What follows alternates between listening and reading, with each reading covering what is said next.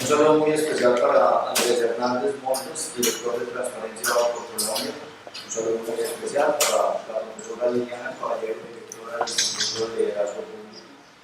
Un saludo muy especial para la profesora Johanna Vázquez Velázquez, decana de la Facultad de Ciencias Humanas y Económicas de la CUNC, y a los profesores Luis Giovanni Restrepo Rego y Max Julie Gil por su presencia en este espacio. Un saludo muy especial para Eduardo Rueda, director de la Cátedra por Colombia, Cátedra Ciudadanía y Integridad de Uso contra la Corrupción. Y un saludo a los asistentes y a las personas que se conectan a través de las redes sociales. La Universidad Nacional de Colombia ha estado presente en las diferentes situaciones de cultura del país con el propósito de realizar aportes que tengan un real impacto. Como manifestó nuestra rectora, la profesora Lorena Torta, tras la situación que desató la protesta social en el año 2019, hay que pasar de las protestas a las propuestas. Para tener un poco de contexto, podríamos decir que la institución no se quedó de manos cruzadas frente a esta situación del 2019 e incentivó la discusión a través de la realización de 14 cátedras o espacios para el debate académico. También contamos con insumos de los diálogos regionales que se realizaron en 7 de las 9 sedes de la Universidad Nacional. Todo esto recogió la iniciativa de Convergencia por Colombia, que cuenta con 8 mesas, que podemos describir en este momento como la primera, el fortalecimiento de la democracia e implementación plena de la Constitución de 1991 como conquista democrática. La segunda, el derecho fundamental a la salud y al sistema de salud. La tercera, hacia un pacto fiscal por el desarrollo económico y social incluyente. La cuarta, la implementación plena de los acuerdos de paz como condición de convivencia democrática. La quinta, el Estado Social de Derecho, protesta social y fuerza pública. La sexta, el derecho a la educación y el acceso equitativo al conocimiento. La séptima, juventud y ciudadanía equidad. Y la octava, cambio cultural. Ya, tras estas ideas proyectadas, hoy vivimos en la ciudad de Medellín una segunda etapa de este proceso de convergencia por Colombia, diálogo convergente regional sobre transparencia y buen gobierno.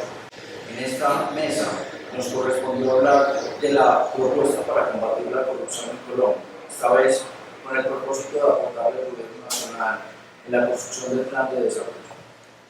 Cuando a la ciudadanía se le convoca a hablar de corrupción, siempre será fácil recibir señalamientos por quienes de algún modo ejercemos una posición de liderazgo.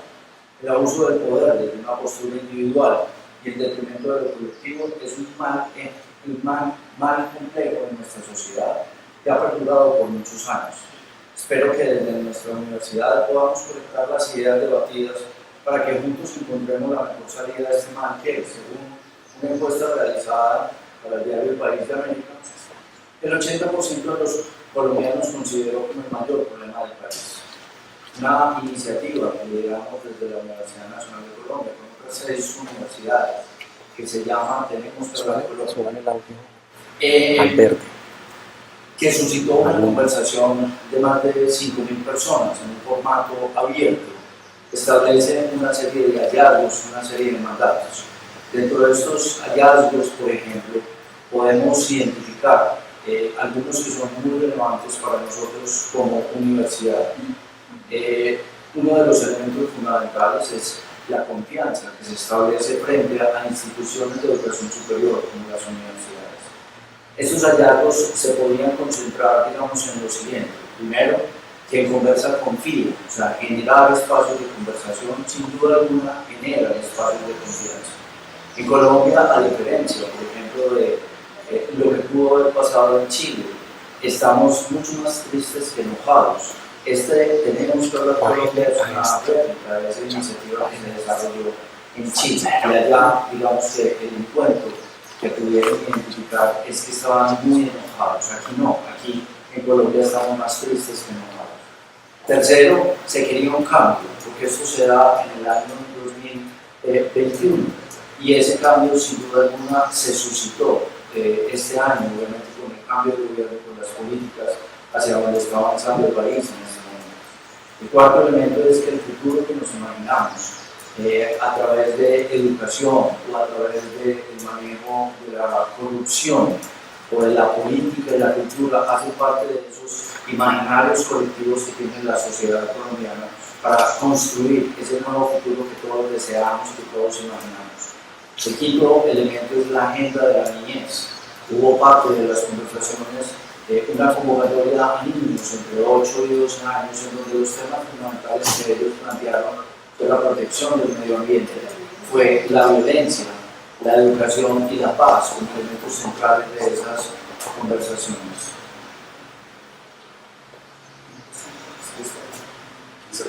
Es que la persona que escribió que no oí. Ok, un poco más. Perfecto. Y el sexto elemento, lo que estaba diciendo, es quiénes deben ser esos responsables del cambio, quiénes lo deben liderar. Son esos líderes realmente personas en las que la sociedad puede confiar. A la vez, este ejercicio de Tenemos que Hablar Colombia estableció 6 mandatos. El primero de ellos es hacer un nuevo pacto por la educación. El 98% de las personas que estuvieron conversando en estas mesas hablaron sobre la educación y cómo generar un proceso de transformación de la educación para generar más equidad a través de esos escenarios de educación. El segundo elemento que ellos plantearon tiene que ver con cambiar la política de eliminar la corrupción. El 90% de las conversaciones estuvo digamos, alrededor de cómo establecer un escenario que nos permita erradicar por completo la corrupción en el país. Y se establecen escenarios como, por ejemplo, el crear espacios de participación ciudadana, como espacios que permiten, obviamente, una mayor veeduría de la ciudadanía frente a la actuación en general de los políticos. El tercer elemento era transformar la sociedad a través de la cultura. El cuarto, cuidar la biodiversidad y la diversidad cultural. El quinto, construir confianza en lo público. Y el sexto, proteger la paz en la Constitución. Pero si nos centramos en este ejercicio que queremos desarrollar en este momento en la universidad, en la sede de Medellín, ¿qué es la corrupción? Sería como la pregunta. ¿Es solo de los políticos realmente, tal como lo establece, por ejemplo, esta reflexión que se hace a través de Tenemos que Hablar Colombia? Yo creo que la corrupción también pasa por todos los parámetros, por todos los elementos cotidianos de la sociedad. La corrupción es también el que no respeta las normas, el que pasa por encima de la autoridad, el que, como ayer, quita las placas de sus motos, salen sin cascos en la ciudad de Medellín a intimidar a la sociedad con pólvora, con armas. Eso también es corrupción. El que se apropia de los espacios públicos y los privatiza para su propio beneficio, o el que asume que tiene derechos a todo y no tiene ningún deber. Creo que este ejercicio que se establece en este momento, en esta cátedra que se pretende desarrollar, en estas reflexiones que se pretenden desarrollar, creo que es una necesidad imperiosa de la sociedad colombiana para avanzar realmente en una transformación del país que todos queremos. Muchísimas gracias. A continuación, quisiera darle la bienvenida a quienes muy generosamente nos acompañan hoy en la mesa para conversar sobre esta propuesta interinstitucional para combatir la corrupción en Colombia. Nos acompañan efectivamente Gerardo Andrés Hernández Montes, director de Transparencia por Colombia. Andrés, le damos la bienvenida, un gusto verte y tenerte aquí con nosotros. Le damos la bienvenida también al profesor Mario Vigil, profesor emérito de la Universidad Nacional de Colombia, de nuestra universidad, sede de Medellín. Y le damos la bienvenida al profesor Giovanni Restrepo, profesor de la Universidad Nacional en la sede de Medellín, quien es experto en educación social y animación sociocultural de la Universidad de Sevilla. Profesor Giovanni, estamos seguros que mucho tendrás que decirnos sobre estas cuestiones. Antes de darle la palabra a mis queridos colegas, voy a presentar muy brevemente el contenido del documento, apenas hacer un poco. Yo sé que hemos hecho llegar a todos la primera versión, para que con base en la primera versión noten sus puntos de vista y podamos enriquecer, que es la idea de estos diálogos, de puntos de vista, de acercamientos, de aproximaciones críticas, este documento, de manera que podamos desembocar en una propuesta robusta dirigida al gobierno nacional. en el marco del plan de desarrollo. Voy de todas maneras a compartir un poco el mapa del documento, los elementos como centrales que lo caracterizan. En primer lugar, el documento ha sido elaborado por una mesa interinstitucional en la que participan profesores de la Universidad Nacional, delegados de Transparencia por Colombia, en cabeza de su directora aquí presente, delegados de la Oficina de Naciones Unidas para la Lucha contra la Droga y el Delito, delegados de Transparencia Internacional, las universidades que nos acompañan, también la Cátedra Colombiana Ciudadanía y de Lucha contra la Corrupción, Externado Andes de Rosario, un grupo de Alemania, la Red Ética, entre otros colegas que nos han venido acompañando. Siguiente.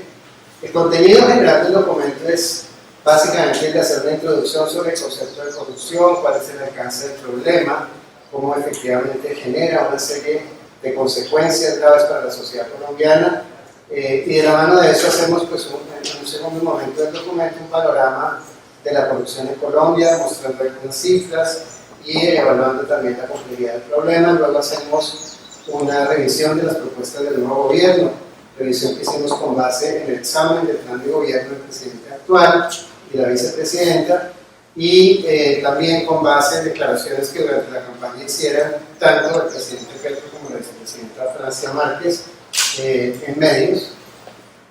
Luego el documento analiza el alcance de esas propuestas y finalmente desembocamos en recomendaciones para una política integral contra la corrupción en Colombia. Voy a, entonces, para repasar el documento, voy a referirme a estas secciones más o menos rápidamente. Por favor. En primer lugar, el concepto de corrupción, efectivamente, todos sabemos que tiene que ver con el abuso del poder para el beneficio personal. Sin embargo, nosotros nos desmarcamos para el abordaje de este documento y de esta propuesta de la concepción según la cual la corrupción es un tema de manzanas podridas, de personas que individualmente cometen actos contra la integridad y actúan de forma que resulta pugnante con las normas del Estado y la ética pública. Más bien, lo que nosotros hemos querido es enfatizar en cómo efectivamente la corrupción supone una movilización coordinada del poder discrecional de funcionarios públicos, de dirección de agentes de control, la adquisición irregular de información restringida, la diligencia de burócratas instalados bajo prácticas clientelares, el secreto, la captura de órganos de control y del Estado en general, los intereses de partidos políticos y élites, entre otras, lo cual supone una red que efectivamente trabaja de formas que incluso son compatibles con la legalidad. Es muy importante entender que la corrupción no siempre implica ilegalidad. Muchas veces la corrupción puede darse en marcos de legalidad. Y eso ha pasado también entre nosotros. Siguiente. A partir de eso hacemos, entonces en la segunda parte del documento les contaba un registro pues, de algunos digamos, elementos llamativos que permiten captar el alcance del problema de la corrupción en Colombia. Nos hemos basado para eso sobre todo en los estudios de Transparencia por Colombia y también en algunas publicaciones internacionales que han profundizado sobre la magnitud que tiene el problema entre nosotros. Y bueno, ustedes pueden ver algunas cifras allí. El índice de percepción de la corrupción de Transparencia Internacional, por ejemplo, que ubica en el país en el puesto 87 de 380 países, se ha mantenido sin modificación a lo largo de una década. Y eso nos sale de que existe la Secretaría de Transparencia, que existe el Estatuto de Corrupción, que existen medidas que se han desarrollado desde el Estado supuestamente orientadas a efectivamente reducir la corrupción. No obstante, no hemos tenido ningún tipo de modificación en el ranking que ocupamos en estas mediciones de Transparencia Internacional, y en ese mismo panorama sobresale que el sector más afectado es el sector de defensa, que sigue el sector de infraestructura, eso todos lo sabemos, lo que tiene que ver con contratos de infraestructura, obras públicas, viviendas, servicios públicos, eso lo vemos todos los lunes en CMI, y luego los sectores de educación, salud y procesos electorales. Sin embargo, pues hay muchos de los sectores del Estado que efectivamente están comprometidos con actos de corrupción. Siguiente. Y desde Monitor Ciudadano, pues es una iniciativa de Transparencia por Colombia para justamente hacer registro de todos estos problemas, pues aparecen estas cifras escalofriantes que me parece fundamental destacar, ¿no? En el periodo 2016 y 2020, más de 14 millones de personas estuvieron afectados por hechos de corrupción, por actos de corrupción, y particularmente niños, niñas, adolescentes y población vulnerable. 14 millones en 4 años.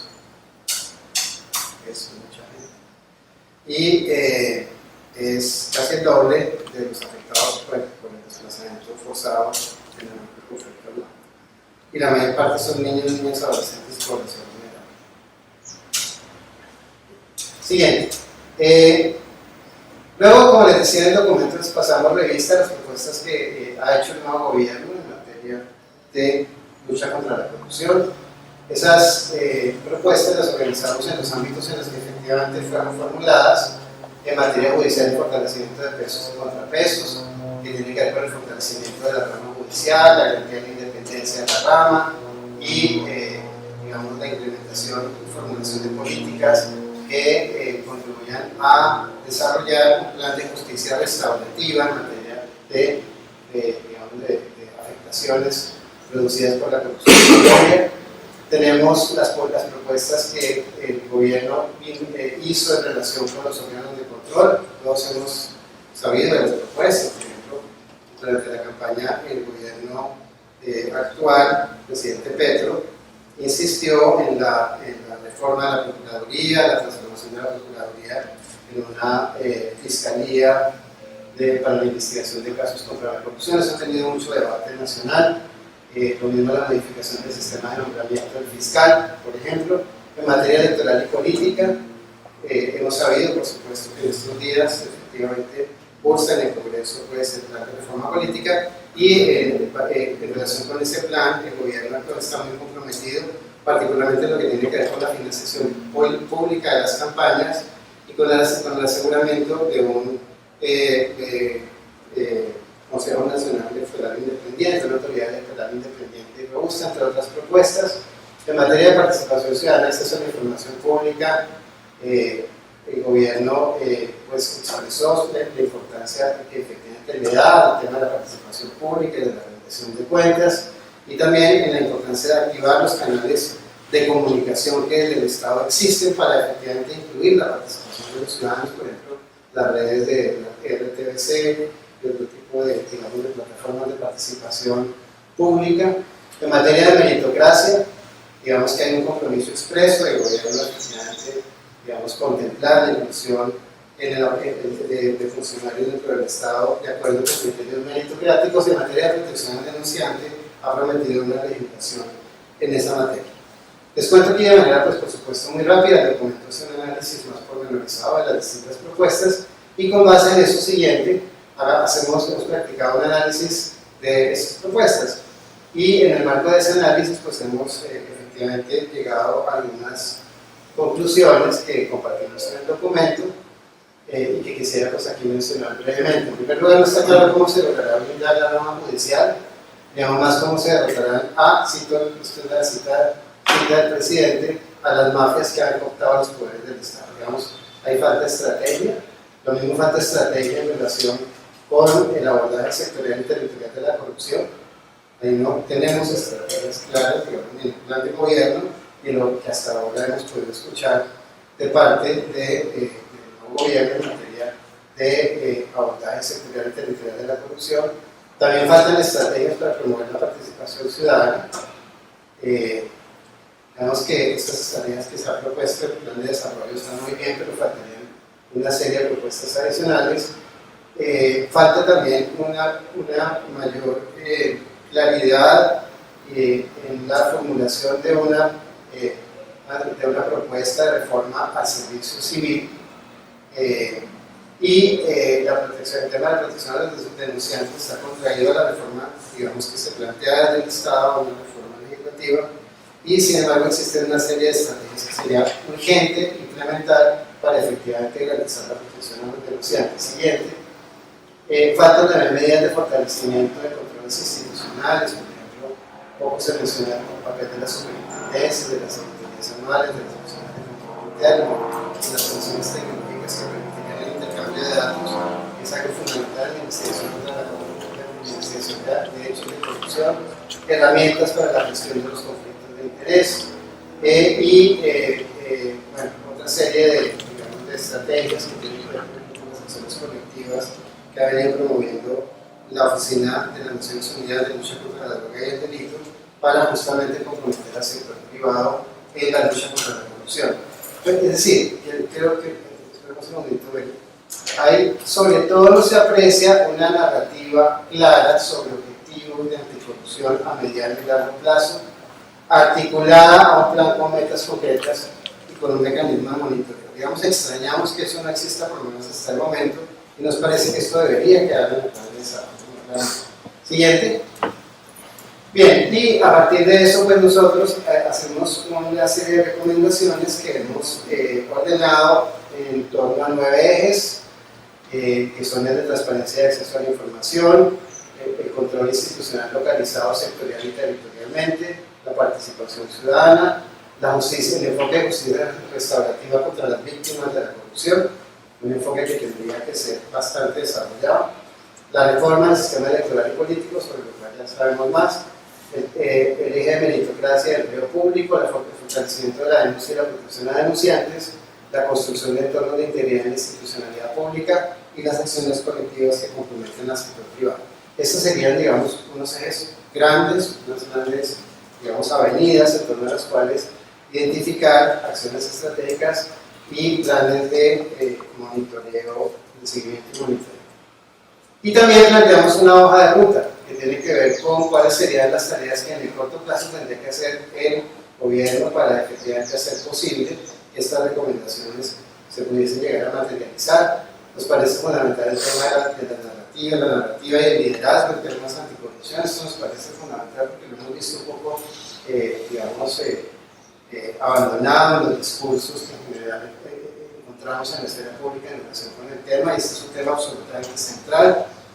Lo otro es el mecanismo de monitoreo y áreas priorizadas. Hay 3 áreas que deberíamos priorizar, que son las áreas que más hemos tenido afectación, que son el sector de defensa, salud, infraestructura y educación, y sobre estas áreas deberían existir planes que nos permitieran definir estrategias concretas con metas identificables y un sistema de monitoreo que nos permita ir viendo cumplimientos. Y sobre esto no tenemos tampoco, digamos, en este momento a la vista acciones de parte del gobierno, y nos parece que esto sería central en esta hoja de ruta. De la misma manera, la designación en cabeza de los jefes de cartera de la responsabilidad por los temas de corrupción. Eso no puede seguir siendo un tema solamente de la Secretaría de Transparencia, sino que los propios ministros deberían comprometerse con este tema. La Secretaría de Transparencia tendría que ser potenciada, tendría que tener, digamos, un actor con mayor fuerza política y tener en general un tipo de inserción en el aparato general del Estado que le permita mayor visibilidad, mayor peso político, y finalmente un comité intersectorial de alto nivel que nos parece que debería hacer seguimiento de recomendaciones permanentes y hacer alusiones a la ciudadanía en materia de lo que se requeriría permanentemente para hacer posible una lucha contra la corrupción efectiva. Bien, con eso terminamos. Creemos que el gobierno actual tiene una oportunidad histórica para mostrar liderazgo y eficacia real en la lucha contra la corrupción, una cuestión sin duda central. Central para hacer igualdad, central para garantizar efectivamente la inclusión, central para proteger a las poblaciones vulnerables. Es decir, esto es fundamental dentro de la propia, digamos, línea progresista que plantea el gobierno actual. Que esta promesa se cumpla es fundamental no solo para los millones de electores, sino para la justicia social que debe llegar a todos los colombianos. Bien, con este preámbulo, me excusará haber sido un poquito exhaustivo. No quise ser exhaustivo, pero pues el tiempo que me tomé. Quisiera entonces invitar a mis queridos colegas, al profesor Max y al profesor Giovanni, para que nos acompañen con sus comentarios en la mesa. Voy a darles en primer lugar la palabra al profesor Max, enseguida le daré la palabra al profesor Andrés Hernández y posteriormente tendremos la palabra a Giovanni. Bien, muy buenos días. Muchas gracias por la invitación a conversar sobre este tema. Bueno, yo leí pues la versión que nos enviaron del documento, creo que es la misma, finalmente, creo que hay grandes cambios.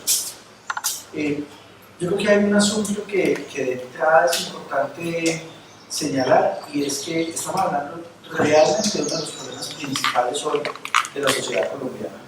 No solamente, yo creo que en eso la intervención del vicerrector es importante, no solamente de un tema que concierne a la función pública, sino que concierne a la sociedad como un todo.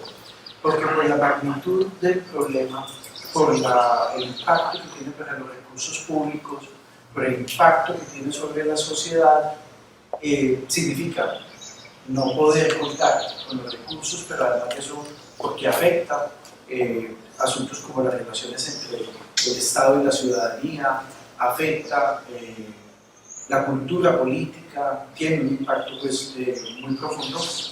Y creo que en esa medida es muy importante que el gobierno nacional, en este proceso en el que está de consultas y de escuchar iniciativas, tenga este como punto central, y al mismo tiempo pues, que la universidad y las organizaciones aliadas estén ahí comprometidas con generar propuestas, que es una buena parte de lo que hacemos desde la sociedad civil, generar propuestas de transformación y de intervención. Yo quisiera hacer como unos comentarios sobre lo que leí, ¿sí? Yo creo que es claro en la estructura del documento, la forma como está construida, la coherencia, la pertinencia de esto. Creo que hay un asunto que yo quiero destacar, y es evidente que necesitamos un conjunto de acciones que confluya desde diferentes sectores de la institucionalidad pública en una acción política integral de prevención, seguimiento, sanción y ajuste en materia de corrupción. Y con eso digo, creo que el problema no es tener una política de corrupción, creo que es una especie de acción institucional transversal que suma iniciativas de diferentes sectores institucionales. Y creo que hay un punto en el que no me parece que sea tan clara en este momento la iniciativa, y es que creo que hay que trabajar mucho en materia de prevención. De prevención con el sector público, pero también con la sociedad. O sea, este tipo de temas tendrían que ser incorporados en diferentes espacios sociales, escenarios sociales, porque nuestros chicos, nuestros niños y niñas no saben de este tema, y creo que hay que buscar la forma en que esto pueda ser discutido como un problema cultural, porque en últimas el sustento de esto tiene un sustrato cultural, pero también pues obviamente mecanismos de seguimiento para que tengamos conocimiento en tiempo real de la magnitud del problema, esto que se presenta de la distribución por sectores. Yo pensé en un momento dado, bueno, con razón Iván Velázquez terminó en el Ministerio de Defensa. Es evidente. O sea, el problema es que en el Ministerio de Defensa hay una estructura criminal, y por eso se consigue a un ministro que no sabe de operaciones militares, pero sabe de derechos humanos y sabe de lucha contra la criminalidad, ¿cierto? Entonces creo que este es un punto que quería destacar. El otro es, yo creo que claramente hay una llamada de atención sobre la captura del poder público, la captura de la institucionalidad al servicio de intereses particulares, pero creo que ahí también es importante considerar cómo desde los sectores institucionales se fraguan alianzas, construyen alianzas criminales para la captura de recursos públicos, es decir, un poco como en doble dirección. No es solamente que desde el mundo privado se desarrollan prácticas de corrupción sobre la institucionalidad, sino que en el Estado también hay personas y hay sectores que se convierten en socios de estas prácticas criminales. Y un poco lo que yo pensaba es como la discusión sobre la parapolítica, que si fue que los paramilitares corrompieron a los políticos, y la verdad es que la conclusión es que fue al contrario. Fueron los políticos los que terminaron en muchos casos llamando a los paramilitares y a las mafias para que les ayudaran a construir circuitos electorales. Entonces creo que ahí un poco la mirada de doble dirección es muy importante, y ahí creo que hay un asunto que hay que pensar bien. Ustedes lo señalan con el tema de la Procuraduría, pero habría que pensar en general qué es lo que necesitamos en materia de telecontrol y que se puede hacer en el gobierno actual, porque ahí hay que mezclar, ¿cierto? Hay que mezclar cosas de más larga duración, de transformaciones más de fondo, pero también, o sea, ¿qué esperaríamos de un gobierno en estos 4 años en materia de transformación de los centros de control para la lucha contra la corrupción? Creo que el otro asunto sobre el cual quisiera llamar la atención es sobre el tema de en esto, como en otras cosas, creo que es muy importante una construcción también territorial de la política de lucha contra la corrupción, ¿cierto? Porque nosotros llevamos un tiempo hablando de enfoques poblacionales y territoriales, en eso hemos avanzado, creo que todavía nos falta en muchas cosas. Enfoque territorial no es simplemente lo que hay por fuera de Bogotá, ¿cierto? Sí, la gente pasa a Soacha y ya está en territorio. Y enfoque poblacional, y especialmente, por ejemplo, ahí se señala en el documento de manera general, yo lo que quiero es como un poco hacerle énfasis el tema poblacional, ¿cierto? Mujeres, niños y niñas, población LGTBI, pueblos indígenas, que es una cosa importante, uno que va por raizales y ron. Creo que hay una cosa fundamental, porque además creo que el territorio, sobre todo en localidades pequeñas, puede haber cosas muy interesantes que ya se están haciendo y que tendría sentido que sean visibles. Tendría sentido como generar estrategias de multiplicación, para que no nos quede un poco la idea, que siento que a veces en este gobierno se repite, y es como que, bueno, nosotros les consultamos, pero nosotros sabemos que es lo que vamos a hacer, ¿es cierto? Sí. Entonces termina siendo un ejercicio retórico de participación, no un ejercicio concreto. Ya dije una cosa que no voy a reiterar, creo que el tema de educación y prevención es fundamental, y hay una cosa que nombraste en la presentación que yo creo que es clave, pero necesita un desarrollo adicional. La narrativa del gobierno frente a la corrupción es muy importante, pero al mismo tiempo las prácticas del gobierno frente a la corrupción son muy importantes, y ahí estamos viendo signos muy preocupantes. Y creo que en esto el ejemplo también sale de acciones concretas, ¿cierto? Y todos sabemos que esto, pues, gobernar no es fácil, que gobernar implica un ejercicio de transacción, ¿cierto? Pero yo creo que la transacción política no puede ser sinónimo de la corrupción. Y creo que ahí hay cosas que habrá que decirle al gobierno nacional, que el cambio también pasa por una transformación de las narrativas y muy importantemente de las prácticas. Y hay una cosa sobre la que termino, que quiero hacer una pregunta en mis 10 minutos.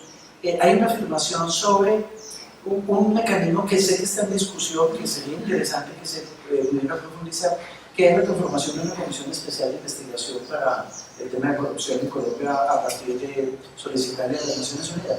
Y hay una afirmación, eso fue lo que yo entendí, como que esto puede debilitar un poco el papel de Naciones Unidas con respecto al papel. Quisiera conocer más elementos sobre eso. Nada, muchas gracias. A ti.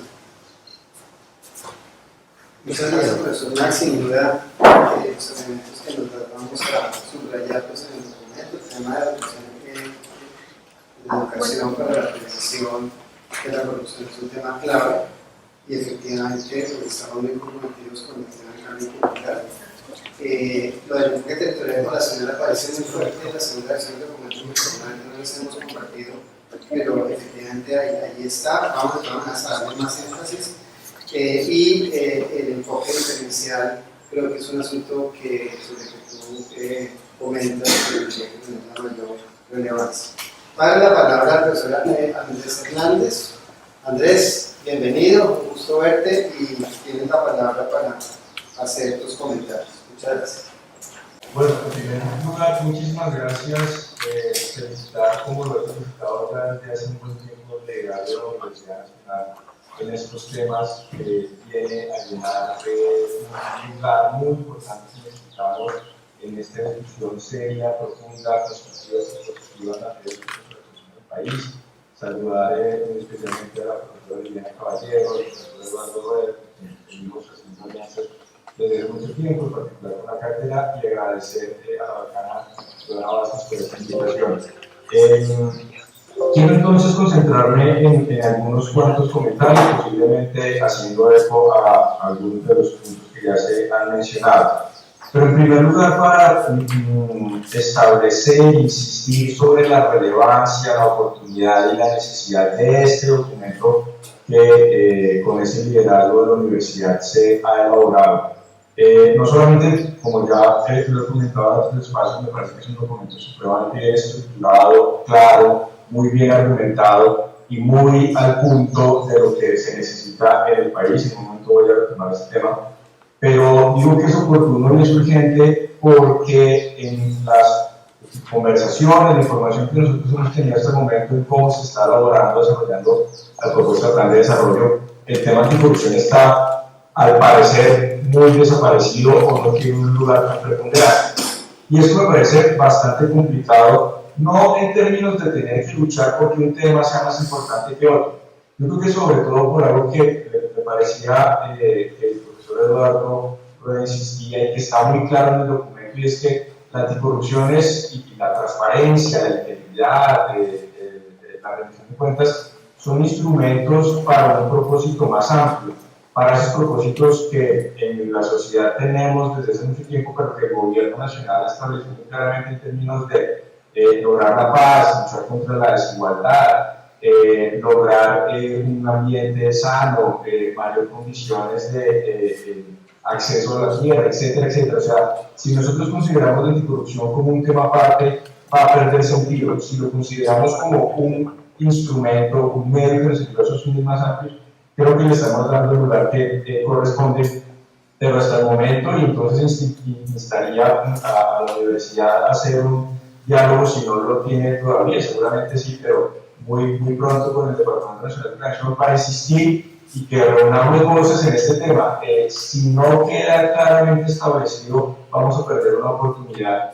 ¿Y cuál es esa oportunidad? Este es como mi segundo punto, y es que tengamos toda la sinceridad. No tenemos en Colombia en este momento una política integrada anticorrupción.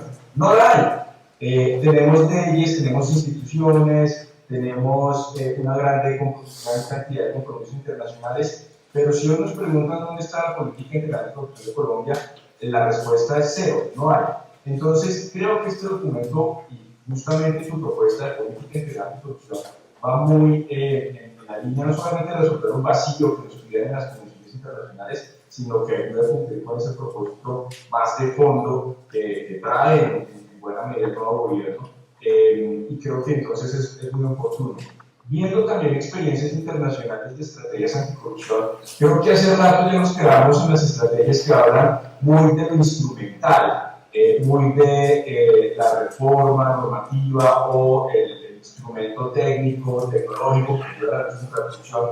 Y claramente las buenas prácticas hoy en materia de estrategias anticorrupción a nivel nacional lo que establecen es justamente eso, un fin último al cual le apunta la anticorrupción y por lo tanto se desarrollan todos estos instrumentos. Un ejemplo muy bueno es la estrategia anticorrupción del Reino Unido que han tenido, entiendo yo, desde el año 2017. Pero bueno, habiendo dicho eso, algunos comentarios como muy de titulares, muy generales.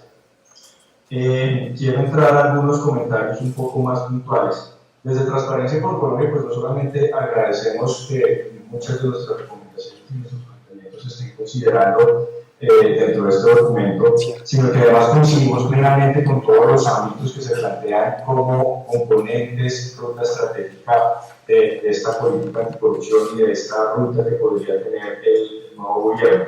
Yo quiero insistir entonces en algunos puntos que están ahí. Primero, ya se habló sobre el tema de la confianza. Nosotros, en el último comunicado de prensa que emitimos al divulgar el índice de percepción de corrupción del año 2021, que es la última edición, hicimos una reflexión muy profunda y el primer llamado al ver el estancamiento en este indicador y en varios otros indicadores de Colombia en materia de transparencia y corrupción desde hace prácticamente una década es que necesitamos recuperar la confianza ciudadana en la institucionalidad porque está seriamente afectada por muchas razones, pero entre otras la corrupción aporta fuertemente a esa desconfianza. Y eso se logra, creemos nosotros, o parte de la ruta es con un discurso público muy claro, muy concreto, una narrativa, y me alegra mucho, doctor Eduardo, ver que ese punto ya quedó en la ruta, que sea muy clara para la gente, pero como lo decía el profesor Max, también eso necesita una relación muy clara con las acciones de gobierno.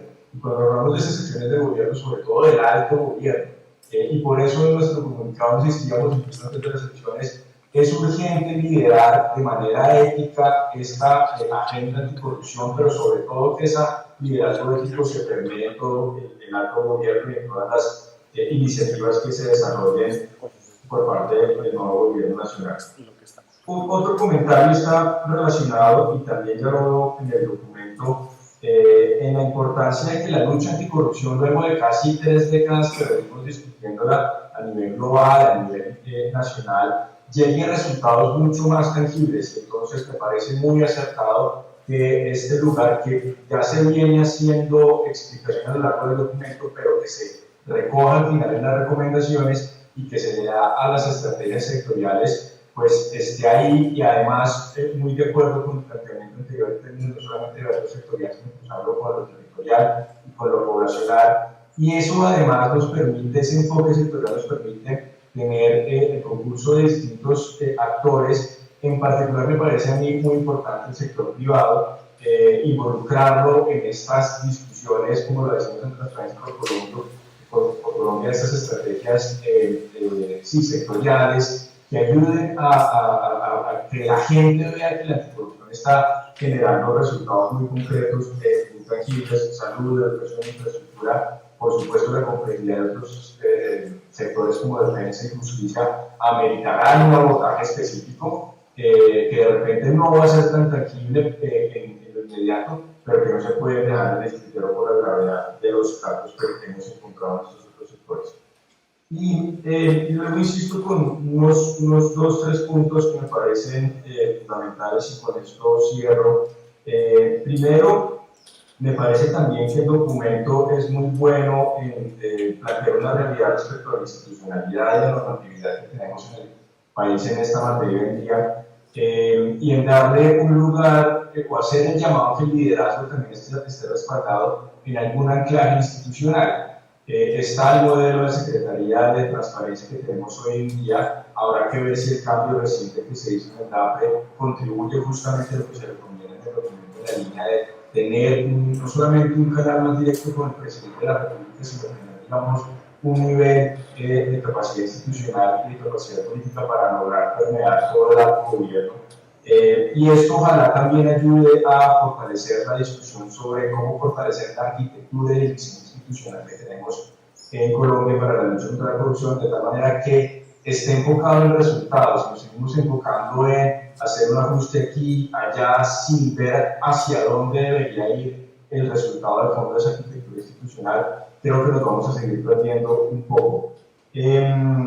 Un penúltimo comentario sobre, y esto sí lo sigo viendo un poco ausente en el documento todavía, tal vez yo lo recomendaría tal vez para la hoja de ruta, y es la perspectiva internacional de la temática y por lo tanto esa política integral anticorrupción que se está proponiendo en el documento.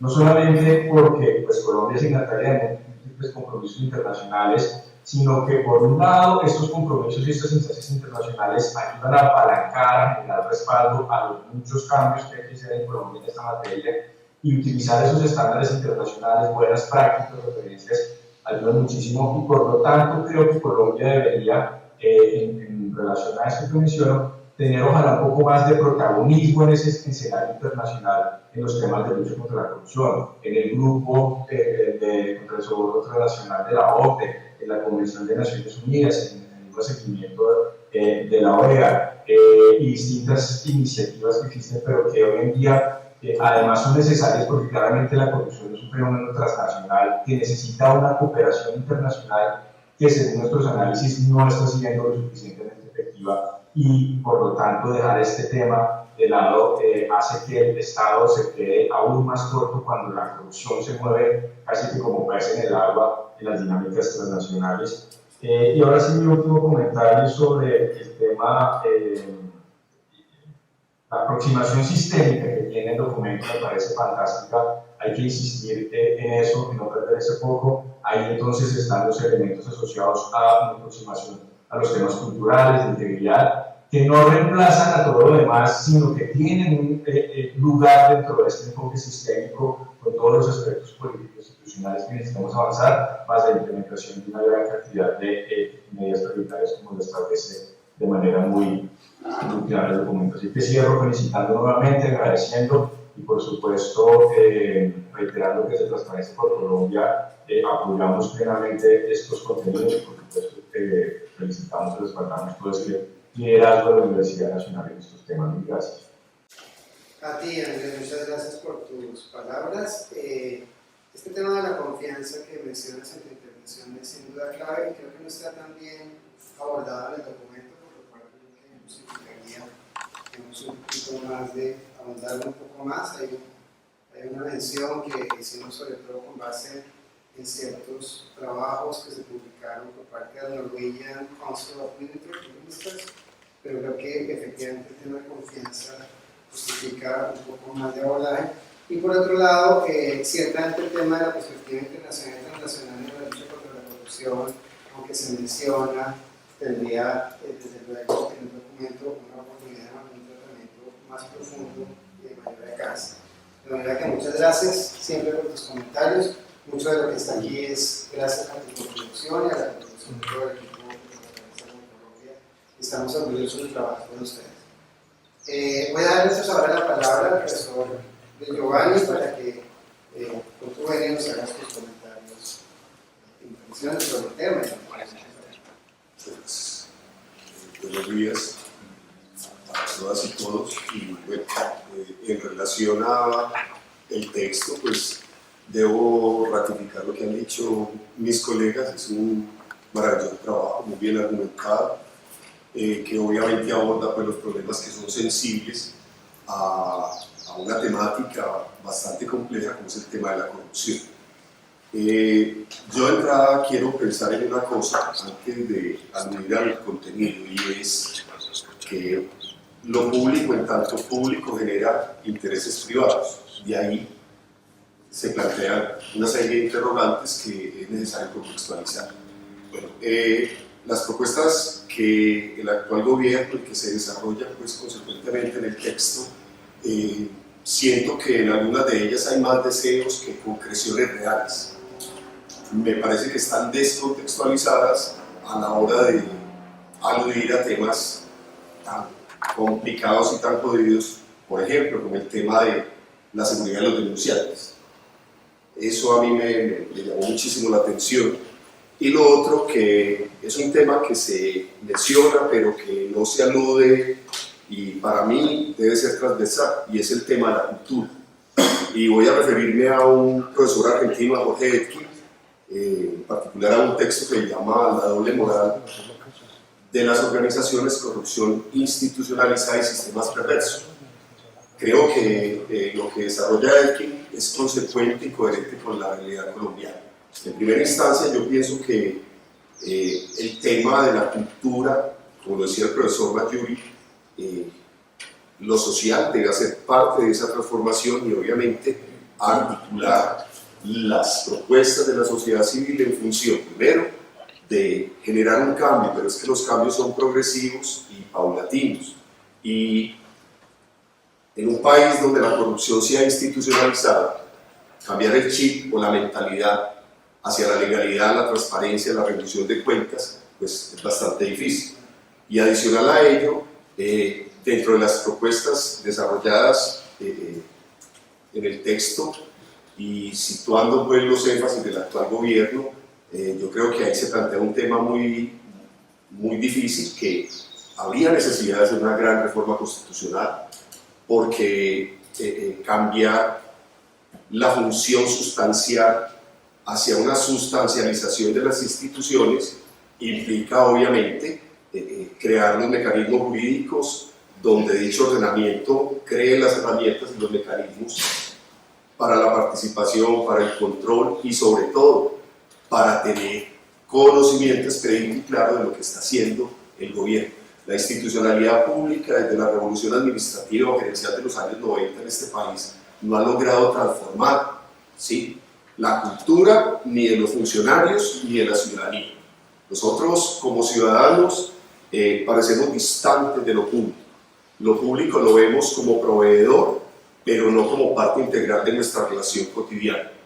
Nosotros como actores entonces pensamos en temas que además de ser transversales son muy problemáticos: la pobreza, el desempleo, la desigualdad, el tema de la equidad de género, que vistos en clave de lo propuesto en el texto, pues me parece que pueden generar cambios, pero también me quedan dudas en función, por ejemplo, de la transparencia, el tema de la información. Y pienso en el gobierno anterior, y pienso en una app que dijo el presidente Duque tenía el Estado a la mano. En la A está el Estado, la información, los procesos, los contratos, la legislación, la actualización. Y bueno, eso no existe. No existe en los deseos del expresidente y en YouTube, ¿cierto? Como la acreditación de la Sergio Arboleda. En ese orden de ideas, entonces, el tema de la corrupción no mencionan en el texto algo que me parece muy jodido, que es la criminalidad y el corporativismo, que están insertos dentro del Estado.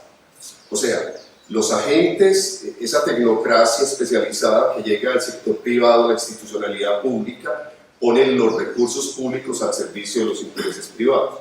Y en consecuencia, lo público, ¿sí?, provee, pero no genera los beneficios ni la resolución de las demandas o necesidades pues, que es su objeto. El otro tema es en relación a la meritocracia. Yo creo que ahí todavía falta mucho por decir, porque tenemos gente con muchos méritos pero sin conocimientos.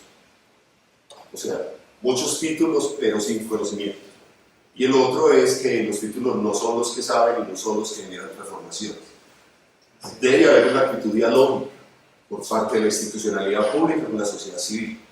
Más allá pues, de cambiar esa mentalidad que guía la administración pública, que debe ser eficaz y eficiente, yo creo que la participación ciudadana permite, ¿sí?, que eso se dé, pero si nosotros no tenemos una mentalidad donde la política haga parte transversal de nuestra vida y todavía recurrimos al jefe político, entonces yo pienso que dentro de las propuestas debería hacerse mucho más énfasis en el tema de la cultura, pero sobre todo la cultura política. Nosotros somos una sociedad que desde mi punto de vista sabe mucho de política, pero en las esquinas, en las tiendas, ¿cierto? Tenemos politólogos de tienda. Y a la hora de discutir temas sensibles, sabemos mucho de política, pero no se compara, no se lee, y sobre todo, la política la dejamos al oficio y a la necesidad de nosotros. No creemos nosotros que somos parte de ello. Entonces, para mí la educación y la transformación cultural debe estar inserta dentro de las propuestas que combatan la corrupción, porque si no hay una actitud de la ciudadanía frente a ese tema, difícilmente podemos generar un cambio y una transformación. En 3 meses es muy difícil pedirle resultados a un gobierno, ¿cierto? Y una sociedad que por desgracia terminó polarizada en una antinomia que ni siquiera sabe qué significa. Entonces es muy difícil poder contar con ella en tanto la diferencia no hace parte de nuestra cultura. Y la diferencia o pensar distinto en este país se ha pagado con la vida. El disenso dentro del tema de la corrupción es muy jodido. Entonces tenemos corrupción, está ligada a clientelismo, corporativismo, criminalidad. ¿Dónde está la sociedad civil? Más allá de los controles, las veedurías y la participación deberían crear los mecanismos para hacer, digamos, viable una administración pública sin corrupción. Lo otro es que la corrupción no solo está en el funcionario público, o sea, no solo es corrupto el que desvía recursos, el que utiliza el cargo para beneficios o para buscar prebendas. La sociedad civil también lo hace. ¿Qué ha pasado con los presupuestos participativos? Han aparecido unas mafias a la hora de votar. Entonces, bueno, esos son los peligros y los riesgos de la democracia. Entonces, ¿hasta dónde, si no somos una sociedad informada, podemos generar cambios? Y por último, pues, si los cambios no se centran en el ciudadano, yo creo que difícilmente pueda generar una transformación. No sé más, yo hablo mucho. No, está perfecto. Muchas gracias, Giovanni. Yo creo que has hecho comentarios muy claves para enriquecer efectivamente esta propuesta. Quisiera subrayar 3. El primero es, aunque existe una sección del documento dedicada al tema de participación, podríamos vincular las otras secciones del documento para hacerla un poco más transversal. Creo que eso es muy importante. El otro tema es que en la introducción podríamos hacer un poco más, ahondar un poco más en la importancia de la cultura política que tú subrayas con tanta fuerza y razón. No lo hicimos también por economía del texto y un poco de ser concisos en relación con la propuesta, pero yo creo que ese preámbulo hace falta, al menos un buen párrafo de eso. Y en el tema de educación para una cultura de integridad, que ahora subtitulamos de esa manera, creo que, digamos, recogemos muchos elementos de cambio cultural a partir del trabajo de Eleanor Ostrom, por ejemplo, trabajos que tienen que ver con antropología, con estudios culturales de las instituciones en América Latina, como el que mencionaste, Elkin, y otras cuestiones que creo que van a quedar mucho mejor, pero esto que nos dices nos apoya enormemente en esa decisión. Y finalmente el tema de las mafias electorales que también mencionas, digamos que de lo que has de hecho varios ejemplos. Creo que faltaba eso en el apartado del panorama de la corrupción en Colombia. Introdujimos en la segunda versión un párrafo no muy largo sobre el tema de cómo la corrupción afecta a la democracia, pero yo creo que lo podríamos incluso mencionar y sobre todo incluir esa expresión. De manera que muchas gracias, el profesor Luis Giovanni. Ya enseguida va a compartir con ustedes algunas preguntas que nos vienen llegando desde el auditorio y que yo creo que podrían ayudarle a nuestros participantes, nuestros colegas, a ahondar un poco más sobre sus impresiones en relación con esta propuesta. Entonces quisiera, en el alcance de esto, leerle la pregunta al profesor Max, la siguiente pregunta que me hacen llegar. Dice, el llamado interés general es la bandera de un monumental tipo de corrupción legal, de origen corporativo e institucional. Hoy es evidente que perdió la supuesta legitimidad en la que se apoyaba. Es necesario reformular este principio de interés general que antaño nos permitió como sociedad llevar a cabo infraestructura básica para mejorar la calidad de vida de todos. Un poco esto que Mónica Hoyos nos propone, ¿cuál sería un poco el lugar hoy que tiene digamos, el concepto de interés general cuando tratamos de pensar en políticas de Estado que efectivamente alcanzan a la mayoría o alcanzan a todos los colombianos, pero que de todas maneras no supongan ningún tipo de utilización ideológica? ¿Quisieras ahondar sobre eso, profesor Max, un poquito? Ese es difícil, no, sobre todo porque implica varias cosas, pero en principio diría, uno, yo creo que el concepto de interés general habría que mantenerlo, ¿cierto? Habría que mantener esa idea, porque de todas maneras en la teoría contractualista, fundamento del Estado, el interés general es un poco la contrapartida de la responsabilidad del Estado a cambio de la renuncia de la ciudadanía a algunas cosas. Y pues una de las críticas grandes a nuestros estados ha sido que hemos construido unos estados que poco velan por el interés general y sirven en función de los intereses particulares. Entonces diría, es que el problema es esa segunda dimensión, y es que en nombre del interés general se han desarrollado prácticas partidarias, ideológicas, corporativas, que han significado un detrimento de esa función pública colectiva del Estado. Entonces toca, yo creo que un poco como mantener la aspiración con controles, ¿sí? De tal manera que creo que la figura funcione de manera adecuada. El asunto es que en la práctica lo que nos hemos encontrado es que en nombre del interés general se han apropiado del Estado. Y ahí hay dos asuntos, yo no los nombré en la intervención anterior, pero te aprovecho. Uno tiene que ver con, el párrafo de entrada del documento dice, según Transparencia por Colombia, la corrupción es el principal problema que los colombianos identifican, ¿cierto? Que yo creo que es significativo, pero no podría llevarnos a nosotros a pensar que solucionado el problema de la corrupción, vamos a solucionar los grandes problemas de la sociedad colombiana. Creo que hay una relación de complementariedad, pero no de causalidad. Y me parece que esa es importante tenerla presente, porque si no, creo que le colgamos demasiadas expectativas de que realmente la lucha contra la corrupción nos va a resolver. Y tiene incidencia, sin ninguna duda, porque nosotros tenemos problemas de equidad, tenemos problemas de violencia, tenemos problemas medioambientales, etcétera, por nombrar solo algunos, que tienen una vida autónoma más allá del problema de la corrupción. Y la segunda, hay un concepto que es el de institucionalidad débil, que se utiliza ahí, que yo creo que en parte describe, pero también creo que además de tener una institucionalidad débil, tenemos una institucionalidad que ha sido débil funcionalmente a los fenómenos de corrupción, ¿cierto? Entonces creo que ahí la pregunta por el cambio institucional es una pregunta fundamental, porque fortalecer la institucionalidad no necesariamente se traduce en institucionalidad más transparente. Puede ser que fortalezcamos la capacidad de corrupción. Sí, entonces, y estoy pensando, una cosa muy emborrado, pero estoy pensando en México, ¿cierto? Que es una estructura institucional fuerte y los problemas de corrupción se han incrementado.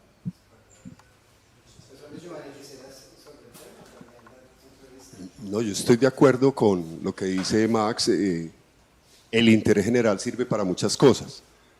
Cedemos parte de nuestros derechos a la voluntad general con la intención que ella gobierne, pero a nombre de la nación, en un país donde no hemos terminado de consolidar el proyecto nacional, pues nos ufanamos de ser lo que no somos en la realidad.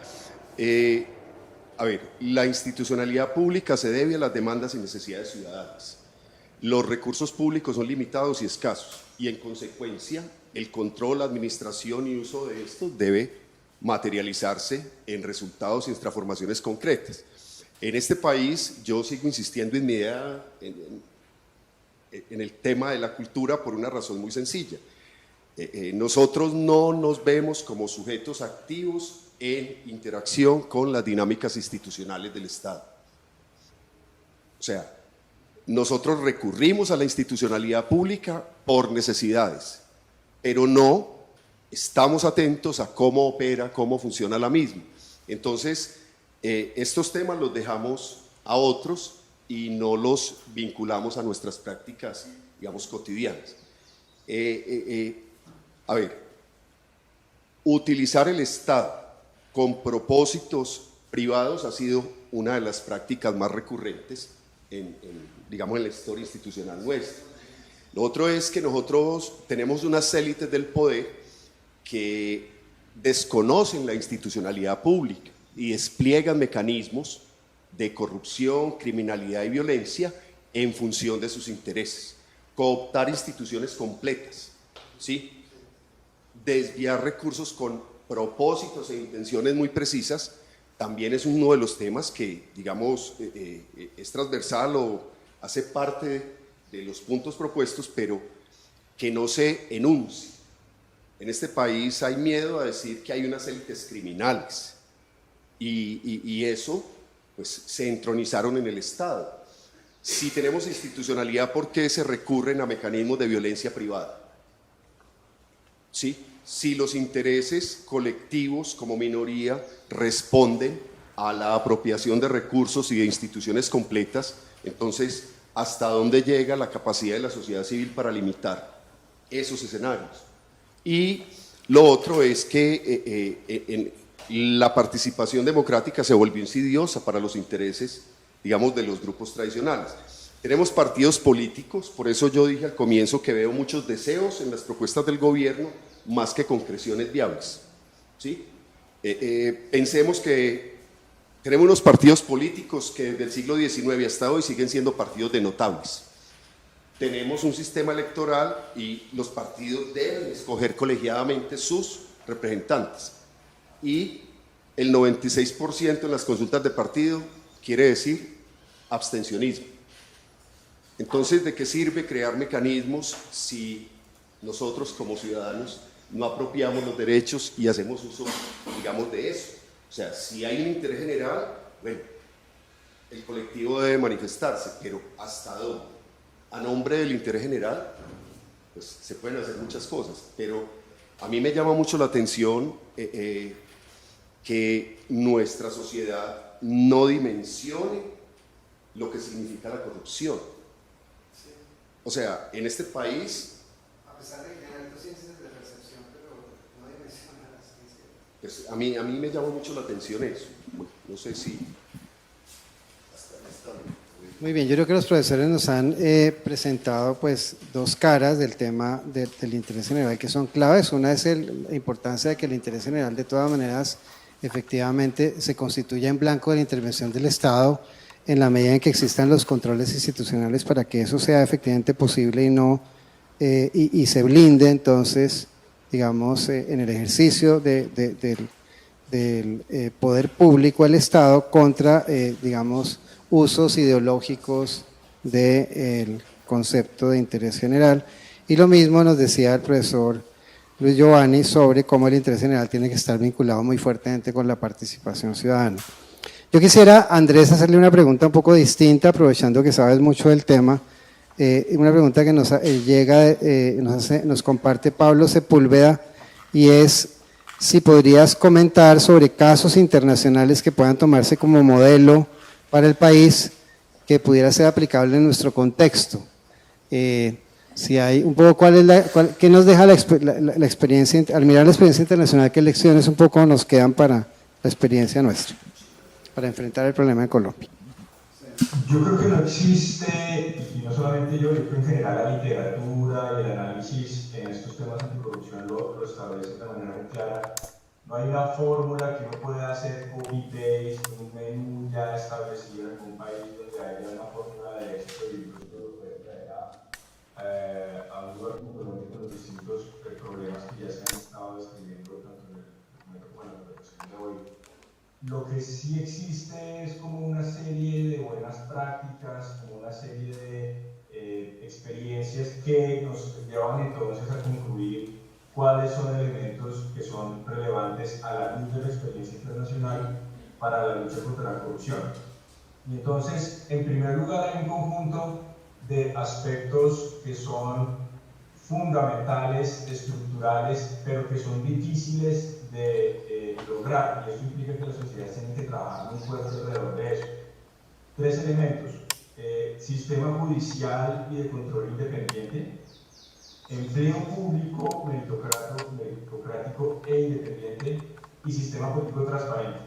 Estos 3 temas de fondo son casi que la base para que existan unos desempeños mucho más adecuados en distintos países en materia de lucha contra la corrupción, pero como lo acabo de decir, no es una cosa que uno construye de un día para otro, sí tiene que ser un propósito casi que del sistema democrático avanzar en esa línea, pero incluso algunos de estos temas o se han quedado muy en el tintero o no se les pone mucha atención en Colombia, y por eso nosotros hemos insistido bastante en que hay que retomar esa lectura de fondo.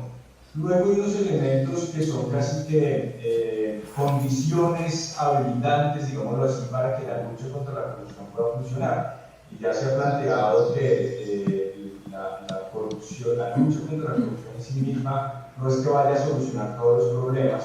Y entonces, en paralelo a esfuerzos anticorrupción como los que se plantean en el documento, hay que trabajar según la experiencia internacional y fortalecer, como lo dije antes, esas condiciones habilitantes que son mayores niveles de equidad social, mayor acceso a la educación, mayor acceso y eficiencia en la prestación de servicios de salud, el respeto a la garantía de derechos humanos, sociedades además donde el respeto por la paz y las funciones de paz son fundamentales. Como se dijo antes, no es que la lucha contra la corrupción resolviendo la problemática de corrupción resolvamos todas estas cosas. No es así, pero al mismo tiempo, si no avanzamos como país en esas condiciones habilitantes como lo acaba de mencionar, va a ser muy difícil que la lucha contra la corrupción realmente llegue a un lugar más de fondo. Ese es como un segundo grupo de lecciones a partir de experiencias internacionales. Y casi que un tercer grupo de lecciones ya son un poco más aterrizadas en temas anticorrupción, y en esto yo creo que también podemos avanzar bastante en Colombia. La primera y fundamental es que la lucha contra la corrupción tiene, y los cambios en esta materia, tienen como motor, como impulso fundamental, una demanda desde la sociedad civil, entendida en sentido amplio, no solamente la ciudadanía, las organizaciones sociales, sino también la academia, los medios de comunicación, el sector privado, etcétera. Casi que si no existe, según esta experiencia internacional que hemos analizado, ese impulso, esa demanda fuerte desde este público, de este ámbito, digamos, no estatal, los cambios o se demoran mucho o no suceden. Junto a esto, temas fundamentales como el control a la influencia corporativa y, para el caso de Colombia, también a la influencia criminal que hace parte de la problemática de corrupción en el país. un fuerte liderazgo, por supuesto, del alto gobierno. Las reformas legislativas funcionan si y solo si son implementadas. De nada vale hacer una gran tarea de arrancar nuevos esfuerzos normativos y al final lo que va a generar es una afectación a la expectativa, porque pues esas normas no terminan cumpliéndose o terminan con una brecha muy amplia con la realidad. Y tal vez un último tema muy importante también que nos muestra la experiencia internacional ya en términos de herramientas digitales es el uso de la tecnología en muchos casos para trabajar en ámbitos sensibles a altos riesgos de corrupción. En Colombia tenemos, por ejemplo, todo el tema de contratación pública a través de SECOP, etcétera, que por supuesto tiene que mejorar, tiene que avanzar, pero eso es un logro, digamos, que se viene construyendo desde muchos años, pero muchos otros elementos tecnológicos que ayudan a la lucha contra la corrupción. Sobre la base de esto, y estoy de acuerdo con el que se ha planteado en el panel, yo creo que hay una reflexión, una tarea de fondo en materia de comportamiento a nivel ciudadano, de prácticas que necesitamos criticar como sociedad y por lo tanto tenemos que transformar. Entonces, ese es como el conjunto un poco en resumen de lo que nos dice la experiencia internacional. Muchas gracias, Andrés. Yo creo que nos hiciste un balance muy claro sobre cuál sería un poco las lecciones que nos deja revisar la experiencia internacional, tanto en temas aspiracionales, en asuntos que tuvo de ambas condiciones habilitantes y las prácticas que efectivamente se derivan de una revisión crítica de la experiencia internacional. Entonces, yo creo que efectivamente, como tú al final comentabas en tu intervención y que ha sido un poco el punto de vista aquí presentado por los profesores, al final esto no se basa sin construir ciudadanía, hay que construir profundamente ciudadanía en Colombia y de hecho por eso nuestra cátedra se llama Ciudadanía, Integridad y Lucha contra la Corrupción. Pensamos que ese es un tema central y lo que ustedes nos han dicho hoy con toda seguridad nos ayudará a echar raíces en ese propósito. Nos preguntan aquí desde la audiencia dónde se puede consultar el texto. Próximamente subiremos el texto a la plataforma UN Innova para que toda la comunidad universitaria y toda la sociedad que quiera participe y comente el trabajo antes de hacerlo llegar a el gobierno nacional, cosa que estaremos haciendo a finales del mes de noviembre. Próximamente tendremos los links en las redes sociales para que puedan conocer y hacer comentarios sobre el documento. Bien, dicho esto, quisiera entonces darle las gracias de nuevo a nuestros queridos colegas por la participación. Ha sido muy enriquecedor este diálogo, esperamos que sea el primero de varios que vamos a tener y nos veremos muy pronto en la presentación de otros documentos que se han venido desarrollando en el marco de la estrategia Convergencia por Colombia liderada por la Universidad Nacional. Un abrazo para todos y feliz día.